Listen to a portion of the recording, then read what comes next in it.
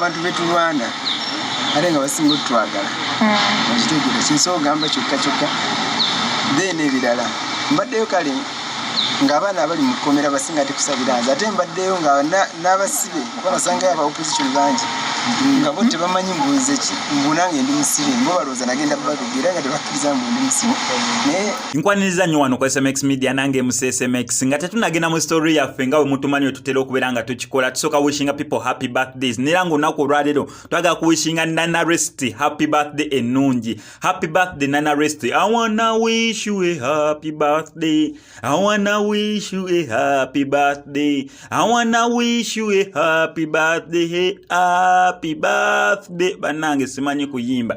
Nena wensobola okuwishinga birthday wano ku SMX Media. Kyolina okukola kiri simple kubeera ng'oli subscriber wa SMX Media. Birthday weetuuka sindika bifaananyi byo n'amannya go kwe enamba eri ku screen jabbeera nsobola okuwishinga happy birthday ennungi. Tebiriiko ssente eno YouTube channel yange naawe so bineno tebisibya ssente sibya kusosola naye kakyudduleni ko mukalabye owaayi. Nana Rest happy birthday ali awo Dubai. Kantumireko ne Habiba Nabbosa ali awo Dubai. Habiba Nabbosa naye ali awo Dubai kwali ku SMX Media.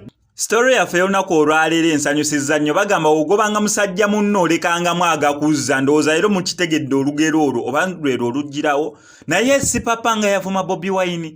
Nzijukira nano ekyasembayo okubeera nga yajerega Bobi Wine ku mmotoka ya Bobi Wine nga URA egitutte ne musaba miliyoni simanya 3 mu mwezi gwamu. Si papa yavayo n'agamba oyo ayagala kubeera president nga asobola nasasula musolo obwo busente butono nnyo ffe batusaba na miliyoni 6 batusaba miliyoni 8 ku mmotoka zetugula akamotoka ka Bobi Wine nze ngenda nkasasulire nkevugire Bobi Wine talina kyatugamba kati oyo naye mbwa abeera atya president nga ate naye omusolo tayagala kuwaayo musolo gwa ggwanga. Bannange si papa buli jjajja akolokota Bobi Wine akolokota Bobi Wine naye si papa oluvannyuma lw'okubeera mbu yasibibwa nga zibadde zigenda kuwona weeks 2 bukyanga yasibibwa ye weeks 2 zibadde ndowooza zigenda na mu 3 actually kubanga mujjukira story gye nakola eya record error nga mbategeeza mbamusibye ne si papa record error ye ne bamuta si papa n'asigalayo. Bobi Wine yamaze kuvaayo n'agenda ku Facebook page ye n'ateekayo bannange omanyi Bobi Wine yali Newton n'oba omuvuma n'ekiri nti kikosa munna-Uganda kikosa bonna kubanga si papa si yeeka gwe baakasibwa oba mu bintu ebityo kati ye abadde adimandinga justice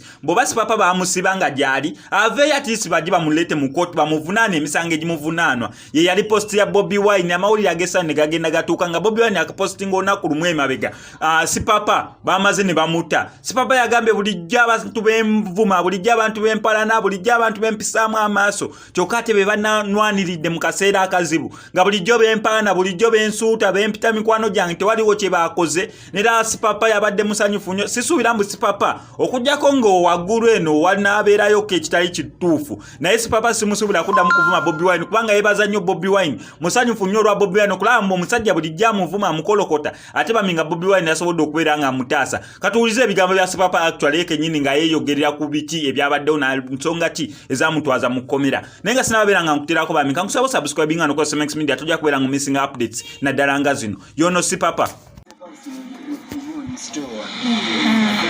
oba sefaus oba sinyeso enganzi mbadde njita sitowa naye kyensobola okugamba waliwo abantu mbembadde nabo banze mukama yange envudde naye wali abaliyo kusaawa zino kale tekikwatako waliwo abantu abasibwa drone zibatwala ne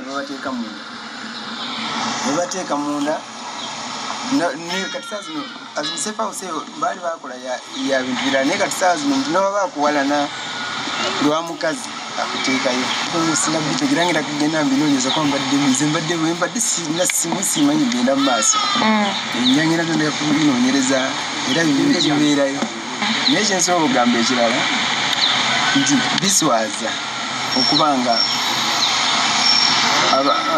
katugamba abantu betu Rwanda ate nga basinga otwagala okitegera kinsobola okugamba kyokka then ebirala mbaddeyo kale ng'abaana abali mu kkomera basinga tekusabira ate mbaddeyo nga n'abasibe kuba basanga aba opposition bangi nga bo tebamanyi mbuze ki mbunange ndi musibe mbo balooza nagenda balugira nga tebakkiriza mbu ndi musibe naye nebaza muga nti abaana babadde bonna badde basabira nze nfulume abantu mikwano gyange abantu bensobola kati ekisobola ddala mikwano gyange naye tibadde wali abalala batasobodde kujja wano nga nvaayo naye badde banyamba abamu kati nga esike mbuga badde baweereza ku sente wange waka ekitegera wali abaana ba boodi n'emikyala bali bamugana ogula emmere nga batwalayo Esigira n'abantu abawansi bati basinga n'okukola ki n'okutwala ebintu ewange.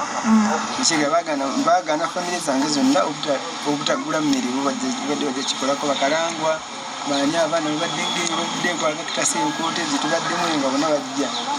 Abantu mikwano ate abaava abatali bagagga ate